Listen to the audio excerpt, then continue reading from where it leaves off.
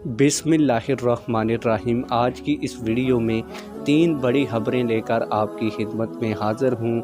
आप लोगों को बताता चलूँ कि तहरीक लब्बैक पाकिस्तान के हवाले से बहुत अच्छी खबर आ चुकी है। वो अच्छी खबर क्या है, आज की इस वीडियो में डिटेल के साथ आप लोगों को बताऊँगा। इसके अलावा PTI के लिए एक बहुत बुरी खबर है, वो भी आज की इस वीडियो में आप लोगों के साथ शेयर करूँगा। इसके अलावा जनरल फैज़ हमीद जो DGISI भी रह चुके हैं, उन्होंने अमली सियासत में आने का ऐलान कर दिया है। वो किस पार्टी में शामिल होंगे और किस पार्टी का टिकट लेकर इलेक्शन लड़ेंगे, आज की इस वीडियो में डिटेल और सबूत के साथ आप लोगों को बताऊंगा। लेकिन वीडियो शुरू करने से पहले आप लोगों से एक छोटी सी रिक्वेस्ट है, अगर आपने अभी तक हमारे चैनल को सब्सक्राइब नहीं किया तो जल्दी से चैनल को सब्सक्राइब कर लें, ताकि आने वाली नई वीडियोस आप लोगों को बर वक्त मिलती रहें।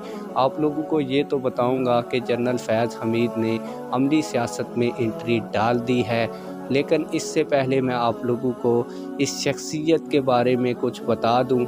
आप लोगों को बताता चलूं कि जनरल फैज़ हमीद आर्मी के लेफ्टिनेंट जनरल रह चुके हैं और अब वो रिटायर हो चुके हैं।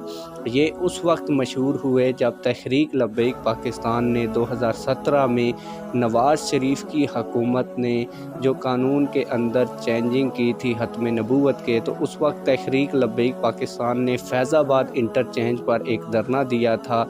और इस बार नवाज़ शरीफ की हुकूमत ने ऑपरेशन करवा के तहरीक लब्बैक पाकिस्तान के मुजाहिरीन को वहाँ से उठाना चाहा।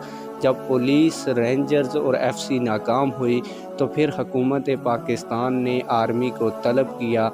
आर्मी को तलब करने के बाद जनरल फैज़ हमीद उस ऑपरेशन की कमांड कर रहे थे और वो उस वक्त DGISI भी थे। जब वो फैज़ाबाद इंटरचेंज पर पहुँचे तो उन्होंने ये अच्छा समझा कि इन लोगों से ऑपरेशन करने के बजाय मुज़ाकरात किए जाएं।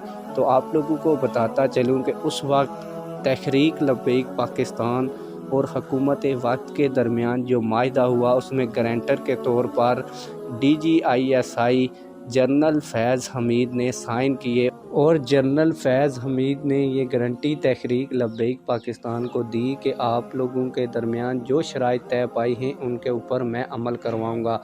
इसके बाद हुकूमत के वज़ीर कानून ज़ाहिद हामिद को इस्तीफ़ा देना पड़ा और तहरीक लब्बैक पाकिस्तान वहाँ से उठकर जब आ रही थी तो जनरल फैज़ हमीद वहाँ पे कुछ मुजाहिरीन ने कहा कि हम नामूसे रिसालत और ख़त्म नबूवत के लिए यहाँ पर आए थे, अब हमारे पास वापस जाने के लिए किराया नहीं है।